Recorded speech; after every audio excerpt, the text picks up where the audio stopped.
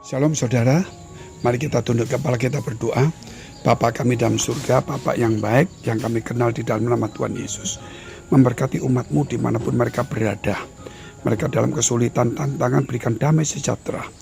Kami mengucap syukur karena hari ini Tuhan kami boleh membuka hati kami untuk firman-Mu, supaya hati kami diberikan kekuatan, ditambah iman, supaya kami boleh menyelesaikan apa yang Tuhan bisa berikan kepada kami, supaya pekerjaan kami, rumah tangga kami juga diberkati oleh Tuhan. Terima kasih Bapa.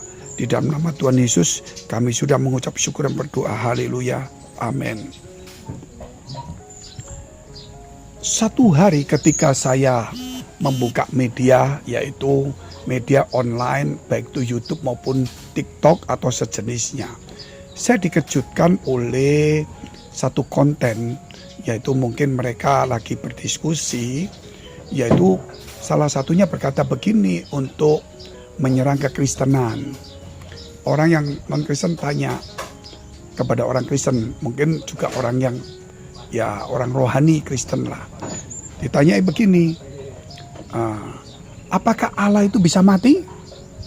Jawab orang Kristen itu, tidak bisa mati. Berarti Allahmu salah karena Tuhanmu mati gitu. Dia tidak bisa jawab saudara. Nah hari ini kita perlu merenungkan kembali bahwa Allah kita itu tidak pernah ditulis bahwa Allah kita tidak bisa mati. Tapi lebih banyak Allah kita disebut adalah Allah yang hidup dan kekal. Kalau Allah itu hidup dan kekal, dia mau mati bisa tapi tetap hidup kembali. Namanya hidup dan kekal. Sehingga disinilah kita tahu saudara bahwa kehidupan kita ini, orang-orang percaya harus mengerti firman Tuhan. Jangan sampai karena nanti kita dijebak, Allah bisa mati enggak bisa. Berarti imanmu gugur. Karena kenapa Tuhan mau mati walaupun bangkit?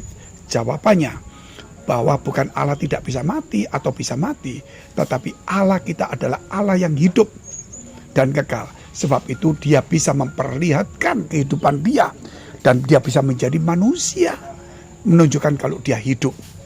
Karena dia adalah hidup dan kekal, walaupun dia harus mati demi dosa manusia, tapi dia tetap kembali hidup. Itu menunjukkan Allah kita hidup dan kekal. Mungkin ada Allahnya orang lain, bahwa Allahnya tidak bisa mati, tetapi tidak hidup, saudara. Sebab itu hari ini kita harus mengerti kebenaran firman Tuhan ini. Jangan sekali-kali kita hanya cuma mendengar, nggak membaca firman.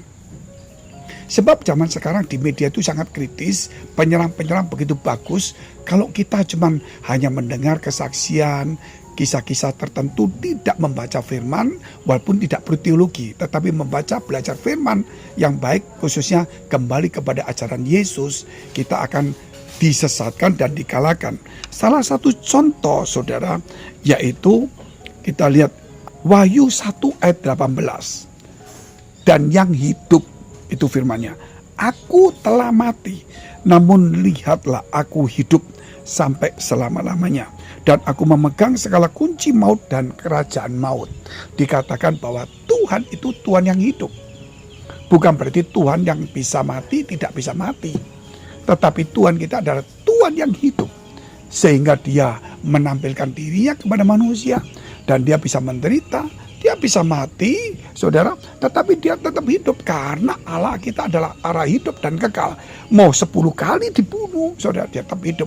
Tapi bukan berarti Allah kita kalah. Tetapi khusus dia mati itu bukan karena dia kalah, bukan karena dia hanya dibunuh karena tidak mampu. Sebab dia katakan, kalau aku mau, aku bisa memanggil sepasukan atau banyak malaikat untuk membantu. Tetapi tujuannya dia bukan untuk supaya dia keluar lepas daripada penyaliban. Justru tujuannya dia adalah harus mati di kayu salib demi dosa manusia. Dan kemudian dia hidup untuk menunjukkan bahwa Allah itu adalah Allah yang hidup. Saudara, sebab itu kalau kita melihat apakah manusia itu bisa mati? Bisa. Apakah manusia tidak bisa mati? Juga bisa, saudara. Jangan bingung. Loh kenapa? Manusia, saudara, tetap hidup. Ketika suatu hari dia mati, bukan berarti mati, tetapi dia akan hidup kekal juga. Berarti manusia itu bisa mati, bisa juga tidak mati. Artinya ketika Tuhan datang di dunia ini dan pengangkatan, kita tidak perlu memerlukan kematian. Contohnya Nabi Elia dan Henokh. tidak mengalami kematian, yang lain mengalami kematian. Jadi kita tidak boleh bicara apakah bisa mati atau tidak bisa mati, tetapi kita harus bicara tentang kehidupan.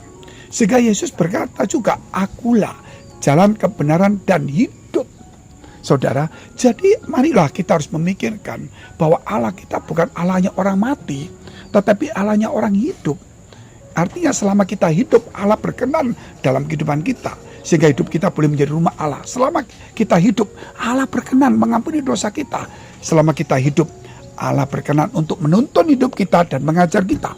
Tapi setelah kita mati, kemudian kita hidup kekal entah di neraka, hukuman, atau di surga. Yang pasti saudara bukan bisa mati atau tidak bisa mati, tetapi hidup itu punya nilai. Saya bacakan juga di Yeremia 10 ayat 10. Tetapi Tuhan adalah Allah yang benar. Dialah Allah yang hidup dan Raja yang kekal. Bumi goncang karena murkanya dan bangsa-bangsa tidak tahan akan geramnya. Dia tidak katakan Allah kita mati atau tidak bisa mati, tetapi Allah kita adalah hidup dan kekal. Saudara, nah itulah saudara, jangan sampai terpancing dengan omongan-omongan saudara, atau ya sepotong-sepotong, akhirnya saudara terkena dan kita akan binasa karena kita murtad. Yohanes 3 ayat 16. Karena begitu besar kasih Allah akan dunia ini, sehingga ia telah mengaruniakan anaknya yang tunggal, supaya setiap orang yang percaya kepadanya tidak binasa, melainkan beroleh hidup yang kekal. Dari bicara tentang hidup. Binasa, saudara, manusia bisa mati, tetapi kita bicara hidup kekal. Tanpa kematian kita tidak bisa hidup kekal. Melalui kematian kita hidup kekal. Tetapi kedatangan Tuhan kedua kali, kita tidak perlu lagi mengalami kematian. Ada yang diangkat hidup-hidup. Nah, itu special case. Tetapi yang intinya hari ini Bapak bicara bahwa hidup. Kalau saya berkata Allah tidak bisa mati, berarti Nabi Elia, Henok itu Allah, karena nggak mati, saudara. Tetapi Allah kita adalah Allah yang hidup. Makanya dia bisa membangkitkan orang mati. Nah, dia bisa juga, saudara, orang yang mati dibawa kepada kehidupan yang kekal. Haleluya. Ayat yang terakhir, Yohanes 17 ayat 3. Inilah hidup yang kekal itu, yaitu bahwa mereka mengenal Engkau satu-satunya Allah yang benar, dan mengenal Yesus Kristus yang telah Engkau utus itu. Inilah hidup yang kekal. Saudara, mari selama kita hidup, hargai hidup ini. Karena Allah kita adalah Allah yang hidup dan Allahnya orang hidup. Artinya selama kita hidup, Allah berkenan mengampuni, berkarya dalam hidup kita, mengajar, mendidik, membimbing kita. Sebab itu mari gunakanlah hidup ini semaksimal mungkin untuk kemuliaan Tuhan. Dan hindari perdebatan dan perdalam iman, belajar firman, baca firman.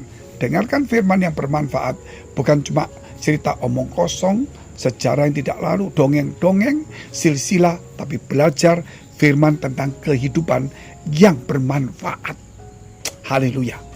Mari saudara, jikalau saudara dalam pergumulan, baik dalam pekerjaan, rumah tangga, kesehatan, karir, studi, keuangan, dekapkan kedua tangan dadamu. Engkau yang sakit, tumpangkan tangan bagian sakit. Karena Tuhan ketika menyembuhkan, Dia cuma berkata, imanmu telah menyelamatkan engkau atau menyembuhkan engkau. Jadi jangan mendewakan orang, tetapi imanmu harus yakin. Mari kita berdoa. Dalam nama Yesus, imanmu bangkit. Dalam nama Yesus, jadilah sembuh dan jadi pulih. Dalam nama Yesus, engkau dalam pergumulan, biar menerima berkat, kemurahan kasih, kekuatan, rahmat daripada Tuhan. Dalam nama Yesus, haleluya, amin. Jika saudara masih membutuhkan pelayanan doa dan konseling, silakan hubungi nomor tertera di bawah ini. Tuhan Yesus memberkati.